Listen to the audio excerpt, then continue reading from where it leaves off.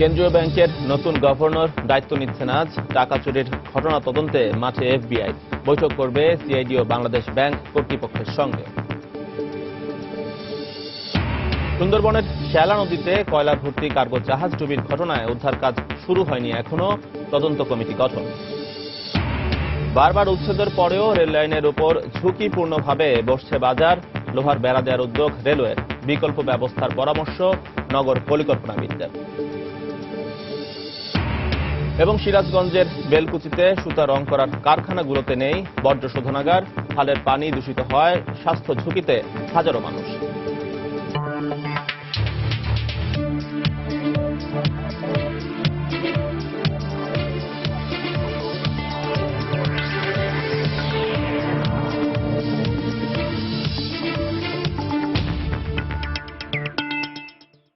দেখছিলেন শিরোনাম। আমন্ত্রণ জানাচ্ছি দেশ ও দেশের বাইরের অর্থ বাণিজ্যের নানা খবর নিয়ে আমাদের নিয়মিত আয়োজন এই সময়ের বাণিজ্য। আর আপনাদের সঙ্গে রয়েছি আমি এজি মাহমুদ। বাংলাদেশ ব্যাংকের রিজার্ভের টাকা চুরির ঘটনা তদন্তে আজ মাঠে নামছে এফবিআই। এফবিআইয়ের প্রতিনিধি দল বাংলাদেশ ব্যাংক ছাড়াও সিআইডির প্রতিনিধি দলের সঙ্গে বৈঠক করবে বলে জানা গেছে। গতকাল সকালে ঘটনা তদন্তে বাংলাদেশ ব্যাংকের প্রধান কার্যালয় পরিদর্শন করেন সিআইডির একটি প্রতিনিধি দল। প্রতিনিধি দলটি সন্ধ্যা 7টার পর কেন্দ্রীয় ব্যাংক কার্যালয়ে ত্যাগ করে। এছাড়া আর্থিক লেনদেনে কোড পরিচালনাকারী আন্তর্জাতিক প্রতিষ্ঠান সুইফট কোডের 2 কর্মকর্তা দুপুরে বাংলাদেশ ব্যাংক কর্মকর্তাদের সঙ্গে বৈঠক করেন বলেও জানিয়েছেন বাংলাদেশ ব্যাংকের মুখপাত্র শুভঙ্কর সাহা। তাদের সঙ্গে ব্যাংকের বিভিন্ন সিস্টেম হালনাগাদকরণ নিয়ে কথা হয়েছে বলেও জানিয়েছেন তিনি। গত মাসে সুইফট মেসেজ পাঠিয়েই যুক্তরাষ্ট্রের federal reserve bank of new York থেকে বাংলাদেশ ব্যাংকের রিজার্ভের $10 কোটি চুরি করে হ্যাকাররা। দর্শক, এই মুহূর্তে মালিবাগে সিআইডি কার্যালয়ে রয়েছেন আমাদের সহকর্মী ওমর ফারুক। বাংলাদেশ ব্যাংকের রিজার্ভের টাকা চুরির ঘটনায় এফবিআই ও সিআইডির তৎপরতার সবশেষ খবর জানতে আমরা এখন সরাসরি চলে যাচ্ছি তার কাছে। ওমর,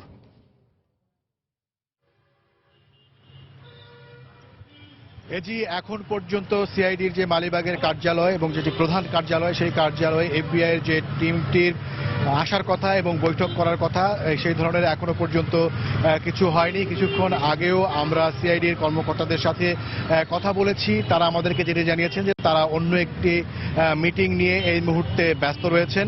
এজি আপনি জানেন যে গত বৃহস্পতিবার সিআইডির কাছে এই মামলাটি হস্তান্তর করার পরই সিআইডির একটি দল সেখানে তদন্ত করতে গিয়েছিল বাংলাদেশ ব্যাংকে, এবং তখনই তাদের পক্ষ থেকে জানানো হয়েছিল যে শুক্রবার মূলত তারা তাদের সাথে এফবিআই বৈঠক করবে। পরে এই বিষয়টিকে, এই তথ্যটিকে তারা সংশোধন করে যেটি জানিয়েছেন গণমাধ্যম কর্মীদের সাথে, সেটি হচ্ছে যে পরবর্তী কার্য দিবসে এই বৈঠকটি হবে এবং সেই পরবর্তী কার্য দিবসটি যে রবিবার, সেটিও পরে সিআইডির পক্ষ থেকে স্পষ্ট করা হয়েছিল।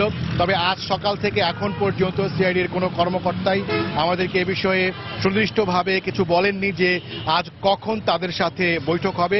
তবে আজকে সিআইডির কার্যালয়ের যে মূল ফটক, সেই মূল ফটকের সামনে সিআইডির কর্মীদের যে তৎপরতা, সেই তৎপরতা দেখে মনে হচ্ছে যে আজ এফবিআইয়ের সাথে যে বৈঠক হবে সেটি নিশ্চিত। তবে এখনো পর্যন্ত তারা এখানে এসে পৌঁছেননি।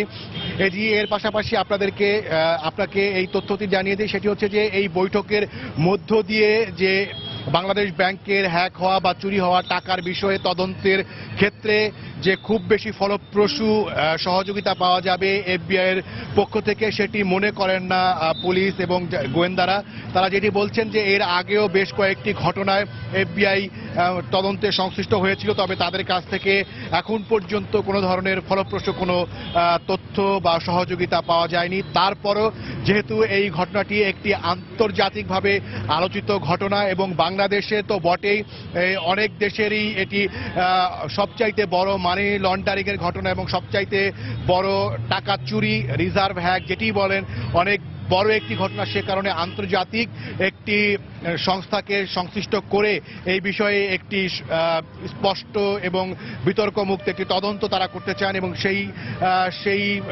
সেই আকাঙ্ক্ষা থেকেই, সেই চাওয়া থেকেই মূলত এফবিআই এর সহযোগিতা চাওয়া হয়েছে এবং সেই বৈঠকটি আজ রবিবার এফবিআই এই সিআইডির কার্যালয়ে হবে বলে আশা করা হচ্ছে। এরই মধ্যে আমরা বাংলাদেশে অবস্থিত ইউএসএ এমবেসির সাথেও কথা বলেছি। তাদের কাছে আমি জানতে চেয়েছিলাম যে এফবিআই যে প্রতিনিধি দলটি আসছে তারা কি ইউএসএ থেকে আসছেন নাকি তাদের এম্বাসিতে যেই এফবিআই যে কর্মকর্তারা রয়েছেন তারা এখানে বৈঠক করবেন, আমরা এই বিষয়ে তাদের কাছে জানতে চেয়ে মেইল করেছি, তবে এখনো পর্যন্ত সেই মেইলের উত্তর আমরা পাইনি।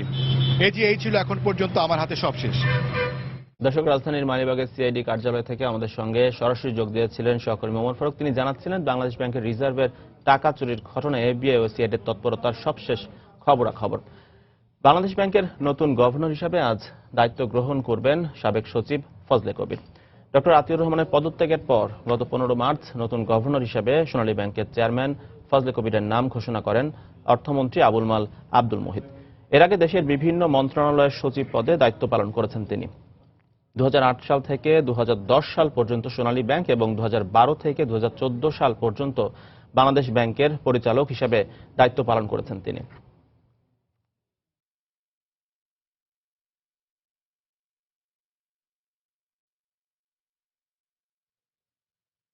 এই মুহূর্তে মতিঝিলের বাংলাদেশ ব্যাংক কার্যালয়ে রয়েছেন আমাদের সহকর্মী ইমতিয়াজ আহমেদ। সেখানকার সবশেষ খবরাখবর জানতে সরাসরি চলে যাচ্ছে তার কাছে। ইমতিয়াজ।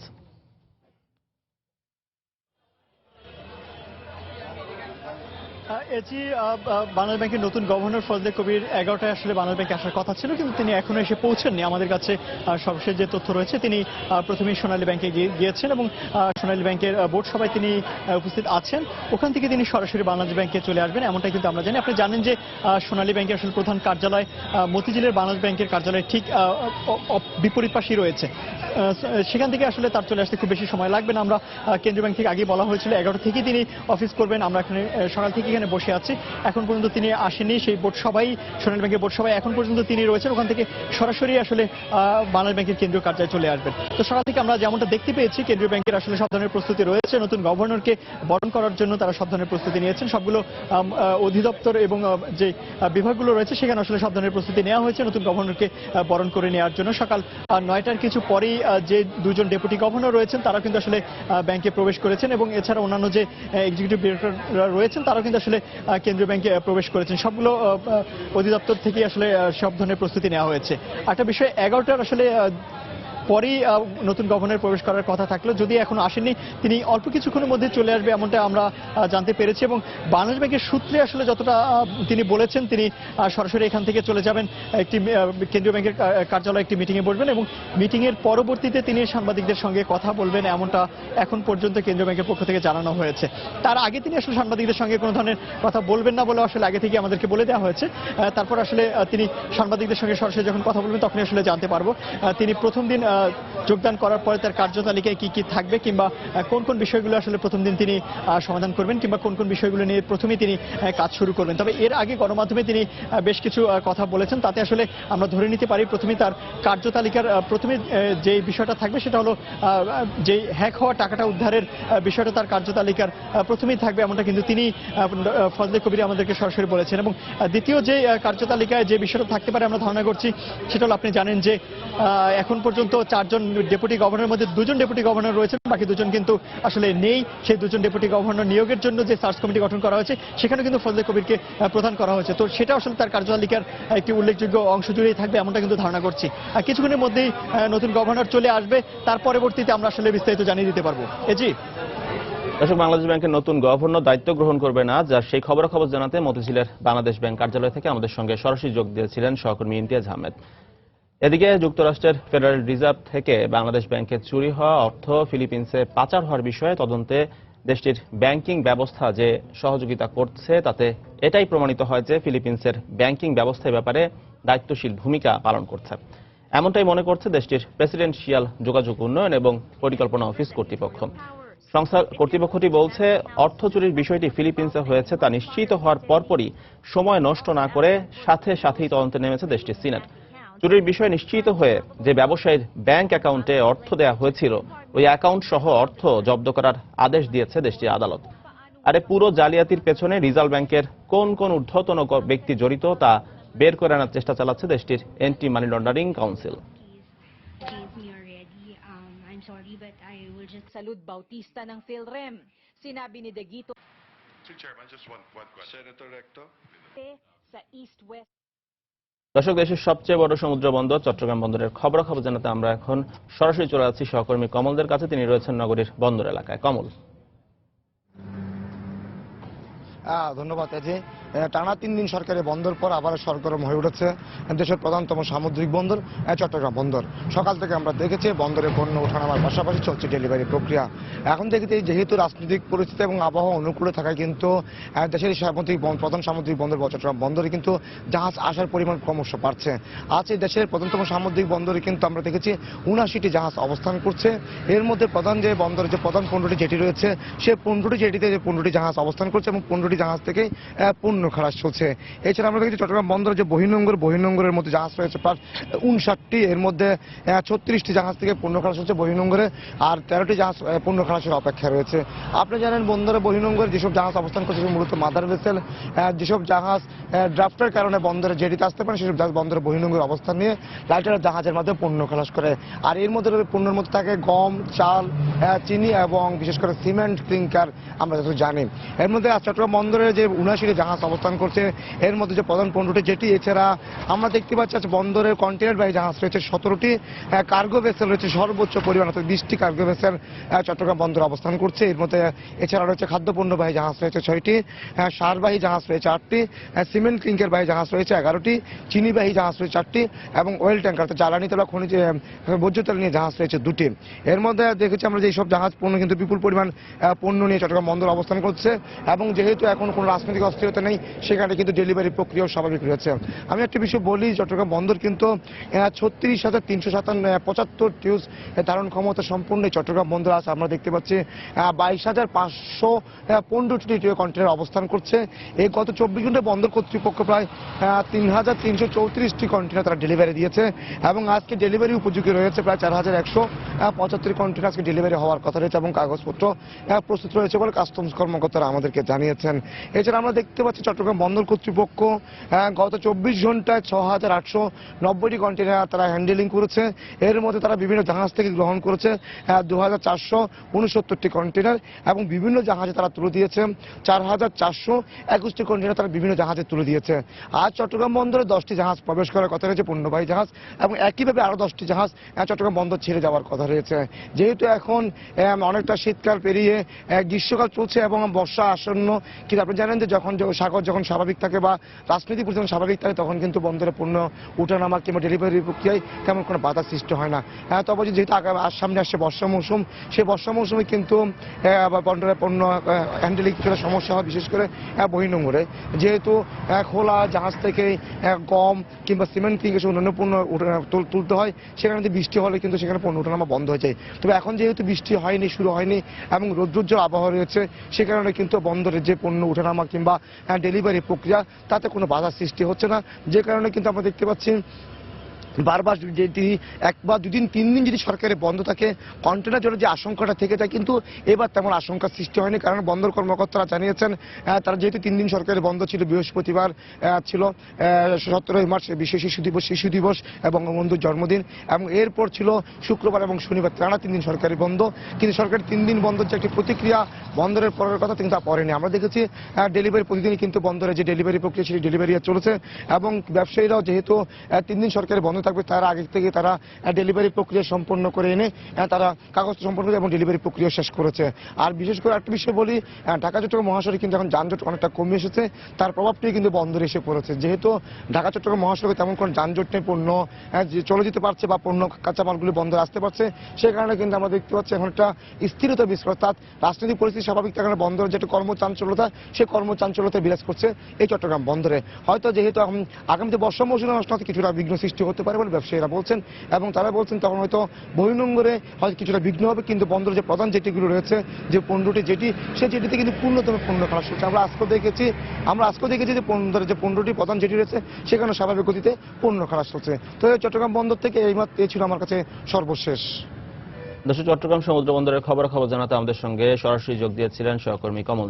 সুন্দরবনের শ্যালা নদীতে 1235 টন কয়লা নিয়ে এমভি সি হর্স 1 নামে একটি কার্গো জাহাজ ডুবে গেছে। গতকাল সন্ধ্যায় তাম্বুল বুনিয়া এলাকায় জাহাজ ডুবির এই ঘটনা ঘটে। এই ঘটনায় শরণখোলা রেঞ্জের সহকারী বনরক্ষককে প্রধান করে 4 সদস্যের তদন্ত কমিটি গঠন করা হয়েছে।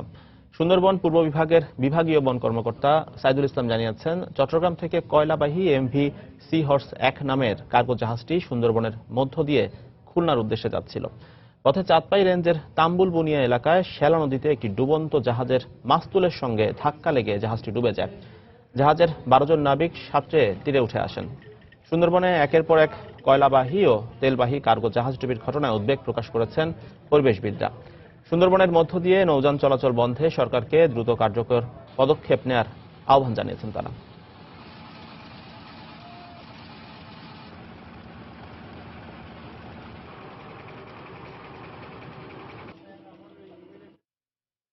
রাজধানী সহ দেশের বিভিন্ন স্থানে রেল লাইনের উপর বাজার বসা বন্ধে লোহার বেড়া দেওয়ার পরিকল্পনা নিয়েছে রেলওয়ে কর্তৃপক্ষ।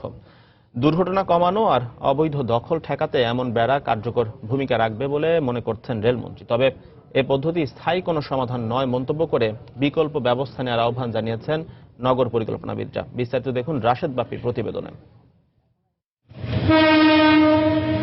এক পাশ ঘেঁষে বসেছে বাজার, অন্য পাশে ঝুপড়ি ঘর, মধ্য দিয়ে ছুটে চলেছে ট্রেন। কোথাও বা ট্রেনের পথ আগলে লাইনের উপরেই বসে গেছে দোকানিরা। জীবনের ঝুঁকি নিয়ে এভাবে সকাল দুপুর চলে মাছ, শাকসবজি সহ নিত্য পণ্যের কেনাকাটা। ট্রেন আসতেই ফাঁকা হয়ে গেলেও ট্রেন চলে গেলে আবারও আগের অবস্থা। রেল লাইনের ওপর থেকে এসব বাজার উচ্ছেদে অভিযান পরিচালনা করা হলেও স্থায়ী ফল এসেছে কমই। কমানো যায়নি অনাকাঙ্ক্ষিত দুর্ঘটনাও। রেল লাইনের পাশে যদি দোকান থাকে উপরে, তো রিস্ক থাকে, দোকানদারের জন্য থাকে, কাস্টমারের জন্য থাকে। নিজের পেট চালানোর জন্য আমরা এই জায়গায় ব্যবসা করি। ট্রেন আসলে আমরা দৌড়াই, মনে করেন যে সাইড পাইটে জায়গা। আশপাশে যদি খুচরা বাজার থাকতো, ছোটখাটো বাজার, তাহলে আমরা রেল লাইনে মাছ কিনতে আসতাম না। সবশেষ গত বছর ডিসেম্বরে রাজধানীর জুরাইনে ঢাকা নারায়ণগঞ্জ রেল লাইনের দুই পাশ ঘিরে গড়ে ওঠা দীর্ঘ বাজার উচ্ছেদ করে নিরাপত্তা বেষ্টনী দেয় রেলওয়ে।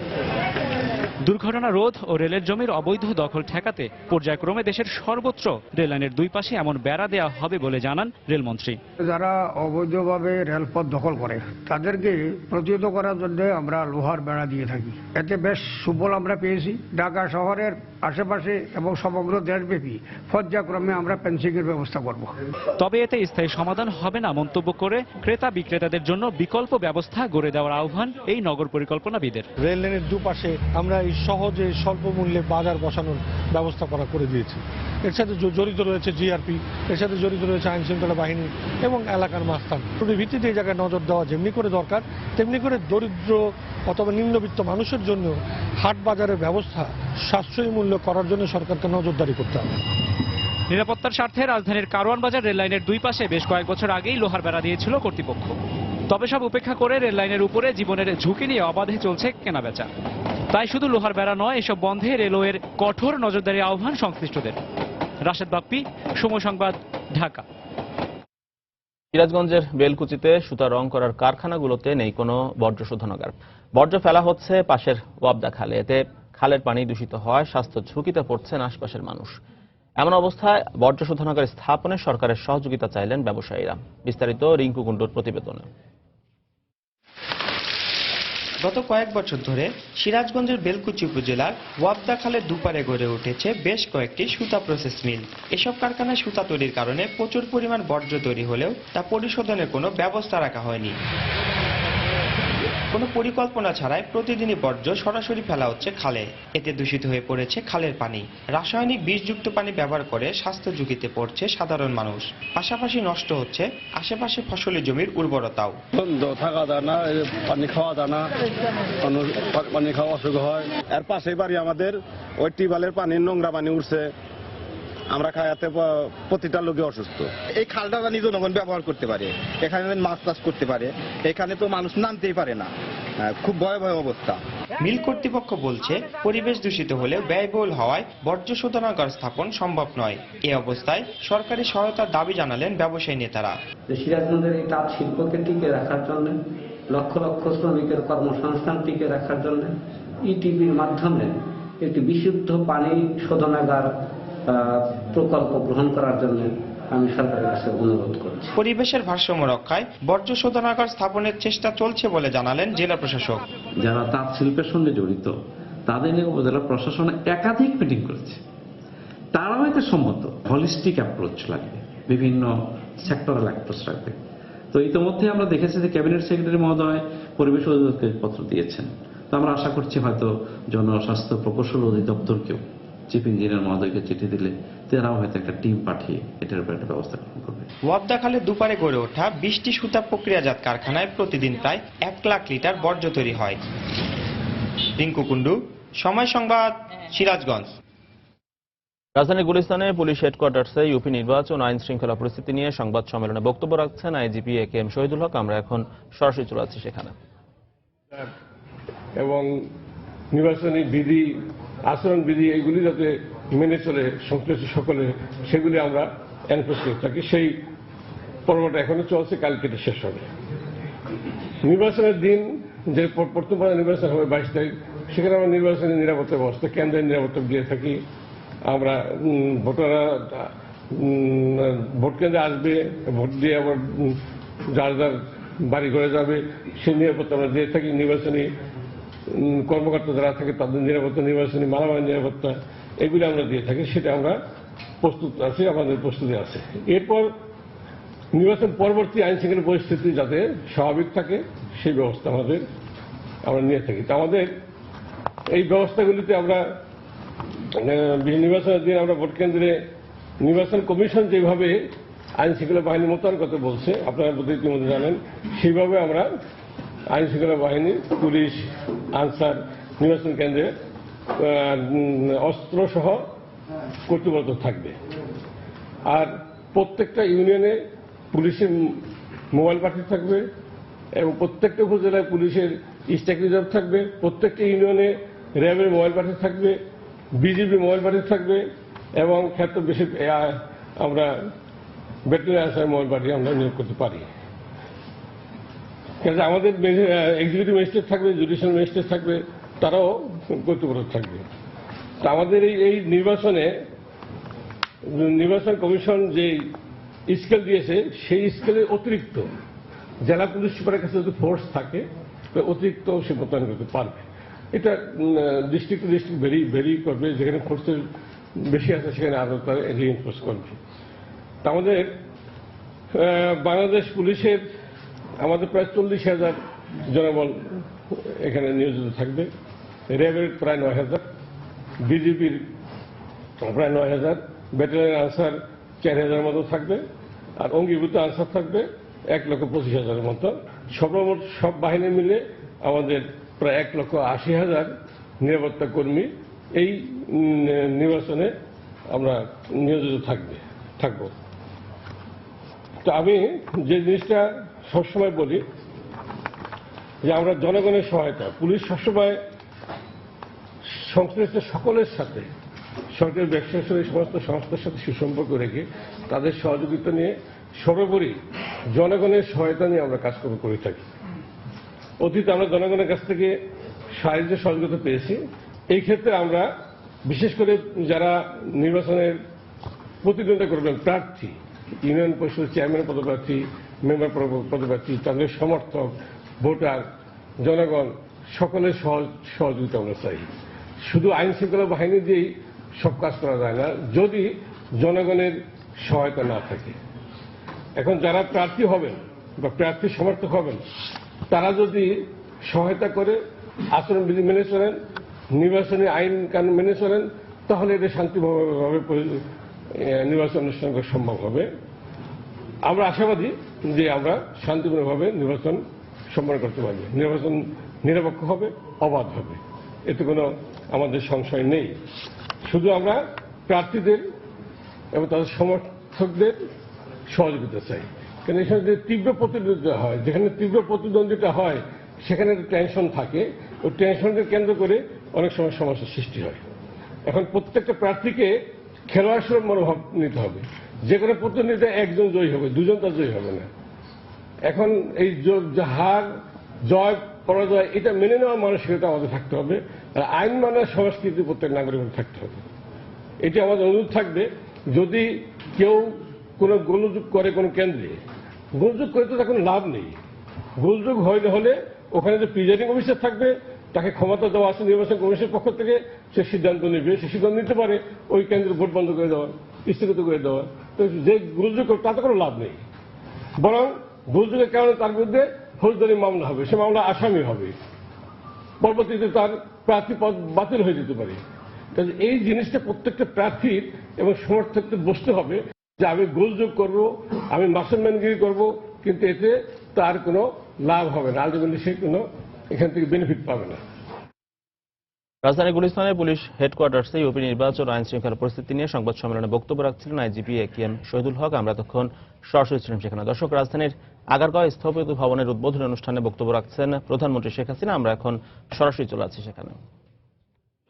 ওরকম কুড়ে ঘরে থাকবে এটা যেন না হয়, যে কারণে আমাদের একটা সিদ্ধান্ত, আমার সরকার যখন এই প্রথম সরকার গঠন করেছি তখন থেকে সিদ্ধান্ত নিয়েছি যে বাংলাদেশে একটা মানুষও কুড়ে ঘরে বাস করতে পারবে না। প্রত্যেকে আমরা কিছু না পারি একটা টিনের ঘর দিলেও দেব, এবং সেভাবে কিছু পরিকল্পনা আমরা নিয়েছি। এবং আমি সবসময় খবর রাখি যে কত মানুষ এখনো আছে যাদের গৃহহারা বা কুড়ে ঘরে বাস করে, তাদের জন্য আমরা একটু ঘর দিতে চাই। সেই সাথে সাথে তার জীবন জীবিকার ব্যবস্থা করে দিতে চাই, যেন তারা নিজেদের জীবনটাকে উন্নত করতে পারে, ধীরে ধীরে ভবিষ্যতের জন্য আরো বেশি করতে। এখন যেমন আমাদের সিদ্ধান্ত যে আমাদের প্রতি ইউনিয়ন, উপজেলা, জেলা, সেখানে যে বসতিগুলি তৈরি হয় আমাদের জমির স্বল্পতা চিন্তা করে এবং ভবিষ্যৎ জনসংখ্যা বৃদ্ধির কথা মাথায় রেখে বহুতল ভবন নির্মাণ, এবং মানুষকে আস্তে আস্তে এটা অভ্যাসে পরিণত করা যে তারা এই ফ্ল্যাটগুলিতে থাকবে। কিন্তু সেই ফ্ল্যাটগুলি এমন হতে হবে মানুষ যেন পায়ে হেঁটে উঠতে পারে, নামতে পারে, আর পরিবেশ বান্ধব। এখানে আমি আর একটি কথা বলবো যে এই ঢাকা শহর আমরা তো সেই ছোটবেলা মানে 54 সাল থেকে এখানে বসবাস করি। অনেক খাল, নদী এবং পুকুর ছিল। আজকে যে অবস্থা আমরা দেখছি ধীরে ধীরে সেগুলি নাই, হয় বন্ধ হয়ে গেছে। সেই আমার মনে আছে আইয়ুব খানের আমলে মতিঝিল, যে বিশাল ঝিল, যেটা এখনো মতিঝিল ঝিল নামে পরিচিত, কিন্তু অনেক ঝিলের অস্তিত্ব কেউ আর দেখবেন না, কারণ সে ঝিল বন্ধ করেছিল আইয়ুব খানের আমলে। একবার এক একজন মিলিটারি ডিক্টেটর আসে, তাদের জন্য গাছ এবং নদী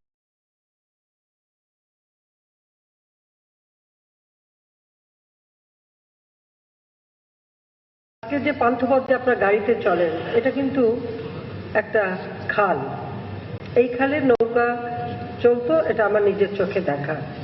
কিন্তু সেখানে বক্স কালভার্ট করা হলো কার পরামর্শে, কিভাবে, অর্থ ব্যয় করার জন্য এই বক্স কালভার্টের প্রয়োজন ছিল কি? খালের দুপাশ যদি রাস্তা করে দিত আর খালটা যদি থাকতো তাহলে ওই জায়গার পরিবেশটা কত চমৎকার হতো একবার আপনারা চিন্তা করে দেন। ওই খালটা কিন্তু হাতিরঝিল পর্যন্ত মানে বিস্তৃত ছিল, এবং ওর আশেপাশের যে ভবন সেখানে কিন্তু পুরো বিল এলাকা। এমনকি এয়ারপোর্টে যাওয়ার সময় বাদিকে যে নিকুঞ্জ, ওটাও কিন্তু একটা বিল। কিন্তু এই পরিবেশগুলি কিন্তু রক্ষা করা হয়নি। আজকে যে গুলশান লেক, যখন গুলশান এরিয়া করা হয় তখন কিন্তু অনেকে গুলশানে প্লট নিতে চাইতো না। ওটা একটা গ্রাম ছিল, ভোলা গ্রাম, কিন্তু ওখানে কেউ যেতে চেত না, ওটা ঢাকার বাইরে। কিন্তু ওখানে যখন লেক করা হয় তখন এটা হিসাব নেওয়া হয়েছিল যে বড় বন্যা হলে যে পানি হবে সে পানিটা যেন ধারণ করতে পারি, সেই চিন্তা মাথায় রেখে এবং নদীর সঙ্গে সংযোগ রেখে। কিন্তু পরবর্তীতে কি হয়েছে, গুলশান লেকের অর্ধেকই কিন্তু ভরাট হয়ে গেছে। এমনকি ধানমন্ডি লেক সেটাও কিন্তু অনেক জায়গায় ভরাট হয়ে গেছে, ভরাট করা হয়েছে বা দখল করা হয়েছে। এভাবে আমি আরো অনেক অনেক পুকুর টুকুর অনেক কিছু, এমনকি সর্বশেষ একটা প্রস্তাব আমার কাছে আসলো যেটা সত্যি খুব দুঃখজনক। আপনারা জানেন মিন্ট রোডে অনেকগুলি পুকুর ছিল আগে, প্রায় সব বন্ধ, এখন বোধহয় হাতে গোনা পাওয়া যাবে না। একটা মাত্র পুকুর ঠিক শেরাটন হোটেলের অপর দিকে 3 নম্বর মিন্ট রোড বাড়িটার সামনে। আমার কাছে হঠাৎ প্রস্তাব আসলো যে ওখানে আমাদের প্রবাসী কল্যাণ ব্যাংক প্রতিষ্ঠা করা হবে। আমি সাথে সাথে নাকচ করে দিলাম এবং আমি লিখলাম যে এখানে কেন ব্যাংক বিল্ডিং হবে, এটা তো একটা পুকুর, পুকুরটা বন্ধ করার কি দরকার আছে? এই পুকুরের সাথে আমার কিছু স্মৃতিও আছে। 54 সালে বঙ্গবন্ধু যখন মন্ত্রী ছিলেন ওই 3 নম্বর বাড়িতে আমরা ছিলাম, কেন পুকুরটা তখন পানিতে ভরা থাকতো। অর্থাৎ আমি এই জন্য বলতে চাই যে যখন একটা প্ল্যান করা হয়, ডিজাইন করা হয়, আমাদের আর্কিটেক্টরাই তো ডিজাইন করেন। আপনারা যদি একটু এই পরিবেশগুলির দিকে লক্ষ্য রাখেন বা খাল নদী ভরাট না করে কিভাবে করা যায় সেদিকে যদি দৃষ্টি দেন, তাহলে সত্যি আমাদের দেশটা রক্ষা পেতে পারে, পরিবেশ বান্ধব হতে পারে, বাসোপযোগী হতে পারে। আমি আসলে আমি আসলে আমার আপনি জানেন আমার একটু কাশির জন্য একটু অসুবিধা হচ্ছে, আমি এই জন্য বেশি বলতে চাই না। আমি এটুকুই বলবো যে ইতিমধ্যে বেশ কিছু কাজ আমরা যখন সরকার এসে ঠিক করেছি আমি আরো করতে চাই। সেটা হলো যেমন আমাদের গ্রামগুলি আমরা চাই আমাদের ইউনিয়ন এবং উপজেলা একটা মাস্টার প্ল্যান করে এমনভাবে করা যেখানে যাতায়াতের জন্য রাস্তা থাকবে, কিন্তু আমাদের যে বসতি, হাসপাতাল বা স্কুল কলেজ বা সবকিছু সব যেন ওই রাস্তার পাশ দিয়ে হয়। আবার এক পাশের জন্য আমাদের সেই গ্রামের পরিবেশটা রাখার জন্য সেখানে যেন আমাদের ফসলের জমিটা যে থাকে দেখতেও সুন্দর লাগবে, যেটা এটা চিন্তাটা কিন্তু সবসময় বঙ্গবন্ধু ছিল। কিন্তু যদিও সরকার পরিবর্তনের ফলে অনেক কিছু বদলে গেছে, এখন আর তেমনভাবে পরিকল্পিতভাবে করা যায় না, তারপরেও যেটুকু আছে যখনই একটা প্ল্যান করবেন একটা মাস্টার প্ল্যান করেই যেন এগুলি করা হয়। আজকে যেমন ইউনিয়ন কাউন্সিল ভবন, আমি যখন প্রথম সরকারে আসলাম প্রায় আমার কাছে ফাইল আসে যে ইউনিয়নের সরকারি এই অফিসের জন্য ওখানে এত কাঠা জমি দরকার, তারপর দেখে আর একটা আসে, আমি বন্ধ করে দিলাম, আমার এটা হবে না। ইউনিয়নের পরিষদ থেকে যারা যে সেবাটা নেবে একটা জায়গায় যে তাদের নিতে হবে, যেখানে একটা কমপ্লেক্স ভবন নির্মাণ করতে হবে, যেখানে সরকারি সেবা এই ইউনিয়ন পরিষদ থেকে দেওয়া হয়, তার প্রত্যেকটা সরকারি অফিসে এক জায়গায় থাকবে। মানুষ রিক্সা বা ভ্যানে করে আসুক, হেঁটে আসুক, একবার আসবে, ওখান থেকে সব সেবা নিয়ে তারা ফিরে যাবে। আর দর্শক, রাজধানীর আগারগাঁও স্থপতি ভবনের উদ্বোধন অনুষ্ঠানে বক্তব্য রাখছিলেন প্রধানমন্ত্রী শেখ হাসিনা। আমরা তখন সরাসরি ছিলাম সেখানে।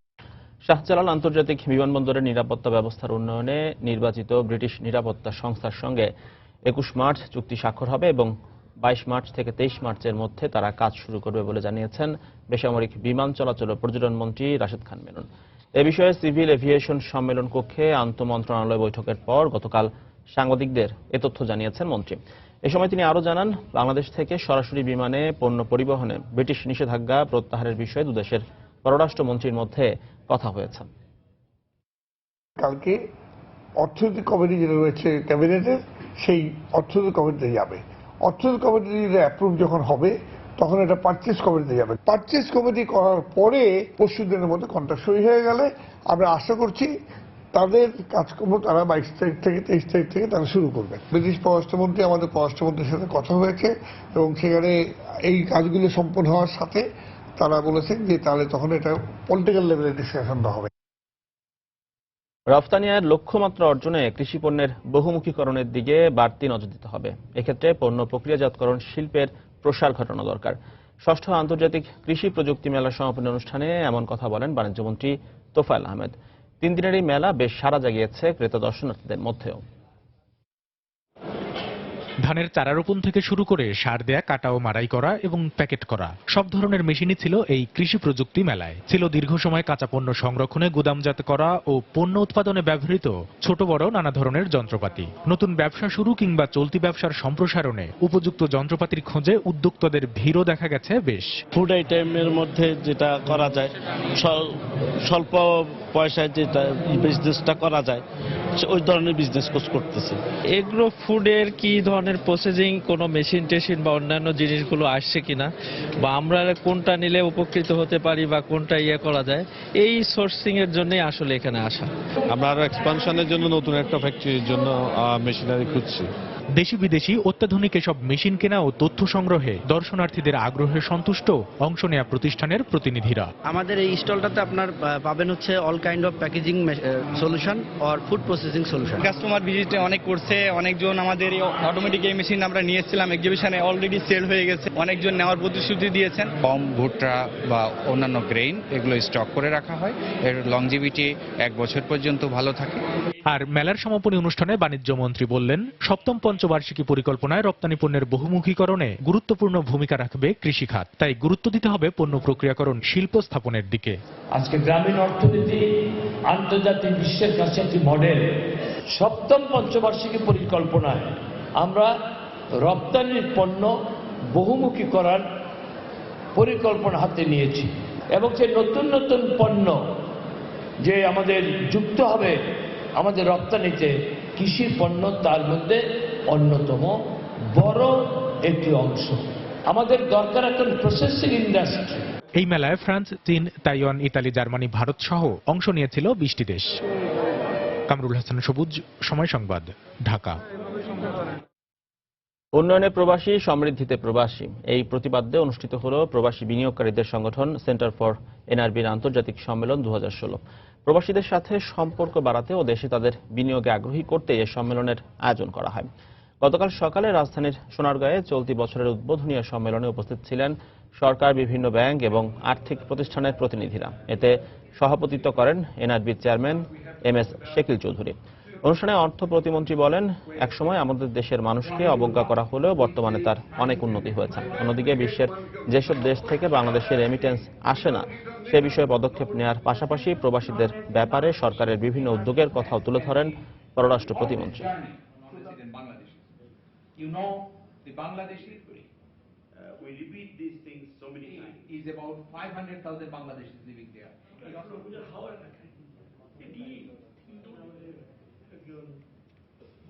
এদেরকে অবহেলা করা হতো, কাজ করে খায়, বিদেশ থাকে, ইংরেজি বলতে পারে না, আরবি বলতে পারে না, উর্দু বলতে পারে না, কোনো মতে টেক একটু ধুয়ে মুছে খায়, এই ধরনের অবজ্ঞার মনোভাব ছিল। But of late we have learned who are the real people behind our present prosperity. কারা দিয়েছে এই টাকাগুলো যেটা আমরা গর্ববোধ করি। সুতরাং এই রিকগনিশনটাই মনে করি আমাদের সরকারের পক্ষ থেকে, আমাদের জনগণের পক্ষ থেকে অত্যন্ত চমৎকার একটা অর্জন। Libya offers the second highest salary next to probably South Korea. লিবিয়াতে কিন্তু রেমিটেন্সের কোনো ব্যবস্থা এই মুহূর্তে নেই। আমি জানি না আপনারা কেউ পরিকল্পনা করছেন কিনা, but if you have any of you have any particular plan. মাননীয় প্রধানমন্ত্রী 3টি ব্যাংক শুধুমাত্র এনআরবিদের জন্য দিয়েছেন, এয়ারলাইন ইন্ট্রোডিউস হয়েছে এবং যারা গত 2 দশক 3 দশক 4 দশক ধরে বিদেশে অবস্থান করছেন অথবা সেকেন্ড জেনারেশনে যারা আছেন তারা অনেকে বাংলাদেশে আগ্রহ হচ্ছেন, অনেকে বাধ্য হয়েও হচ্ছেন, কারণ সেই সব দেশের অর্থনৈতিক অবস্থা ব্যবসা করার মতো পটেনশিয়ালিটি বা বাংলাদেশের অনেকখানি কম। এবার দেশের বাইরের অর্থ বাণিজ্যের খবর। রাশিয়ার আন্তর্জাতিক রিজার্ভের পরিমাণ এক সপ্তাহে $210 কোটি বেড়েছে। বর্তমানে দেশটির কেন্দ্রীয় ব্যাংকের রিজার্ভ দাঁড়িয়েছে $38,110 কোটি। এর মধ্য দিয়ে নতুন অর্থ বছরের বাজেট প্রণয়নের বিষয়ে বেশ আশাবাদী ক্রেমলিন। তবে মুদ্রার মান স্থিতিশীল রাখতে চীন এবং সৌদি আরব রিজার্ভের অর্থ ব্যয় করলেও এ ধরনের কোনো পদক্ষেপ নেয়নি রাশিয়া। তবে কেন্দ্রীয় ব্যাংকের হস্তক্ষেপ ছাড়াই গেল কয়েক সপ্তাহ ধরে স্থিতিশীল হতে শুরু করেছে রুবলের মান। বর্তমানে বিশ্বের শীর্ষ অর্থনৈতিক দেশগুলোর মধ্যে রাশিয়ার মাথার উপর ঋণের বোঝা তুলনামূলক কম।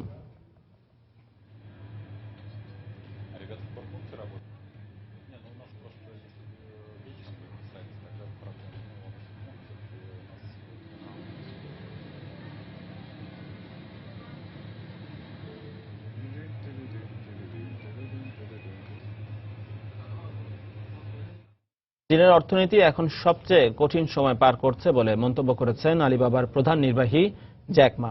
বেজিংয়ে চীনের ডেভেলপমেন্ট ফোরামে ফেসবুকের প্রধান নির্বাহী মার্ক জুকারবার্গের সাথে এক বৈঠকে তিনি আরও জানিয়েছেন, গেল 30 বছর ধরে বেশ ভালো সময় যাচ্ছে চীনা অর্থনীতির। গেল বছর থেকে ধীরগতি দেখা যায় দেশটির অর্থনীতিতে। এরপরেও দেশটিতে কর্মসংস্থান সৃষ্টির হার কোনো অংশে কম নয় বলেও জানান তিনি। এ সময় জুকারবার্গ বলেন, নানা প্রতিবন্ধকতার পরেও অনলাইন বাণিজ্যে বেশ ভালো অগ্রসর হচ্ছে চীন।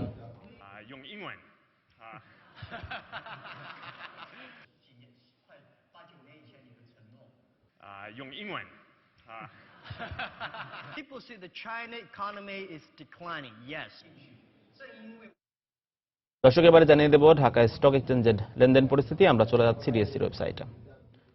দর্শক, দেখতে পাচ্ছি আজ সপ্তাহের প্রথম কার্যদিবস রোববার ডিএসসিএক্স অর্থাৎ প্রধান সূচকের অবস্থান 32 পয়েন্টের মতো কমে দাঁড়িয়েছে 4413 পয়েন্ট। অন্যদিকে ডিএসসিএস অর্থাৎ 86 সূচকের অবস্থান 4 পয়েন্টের কিছু বেশি কমে দাঁড়িয়েছে 1075 পয়েন্ট। অন্যদিকে ডিএসসি 30 অর্থাৎ 82 সূচকের অবস্থান দেখতে পাচ্ছি 13 পয়েন্টের মতো কমে দাঁড়িয়েছে 1680 পয়েন্ট। অন্যদিকে ডিএসসিতে এখনো পর্যন্ত লেনদেন হয়েছে 100 কোটি টাকার শেয়ার এবং মিউচুয়াল ফান্ড। দর্শক, শেয়ার বাজারে লেনদেন হওয়া শেয়ার এবং মিউচুয়াল ফান্ডগুলোর মধ্যে দাম বেড়েছে এখনো পর্যন্ত 51টির, কমেছে দেখতে পাচ্ছি 163টি এবং অপরিবর্তিত রয়েছে 47টি প্রতিষ্ঠানের শেয়ার এবং মিউচুয়াল ফান্ডের দাম। দর্শক, আমরা এখন চলে যাচ্ছি টপ 20 শেয়ারে। দেখে নেব তালিকার প্রথম অবস্থানে রয়েছে টিয়া কসমেটিক্স, যার সবশেষ লেনদেন মূল্য 14 টাকা 30 পয়সা, সর্বোচ্চ লেনদেন মূল্য 14 টাকা 60 পয়সা এবং সর্বনিম্ন লেনদেন মূল্য 14 টাকা 10 পয়সা। অন্যদিকে সামিট পাউডার রয়েছে টপ 20 শেয়ার দ্বিতীয় অবস্থানে, যার সবশেষ লেনদেন মূল্য 36 টাকা 20 পয়সা, সর্বোচ্চ লেনদেন হয়েছে শেয়ারটির 38 টাকা 80 পয়সা এবং সর্বনিম্ন লেনদেন মূল্য ছিল 35 টাকা 80 পয়সা। অন্যদিকে সিএমসি কামাল রয়েছে টপ 20 শেয়ারের তৃতীয় অবস্থানে, যার সবশেষ লেনদেন হচ্ছে শেয়ারটির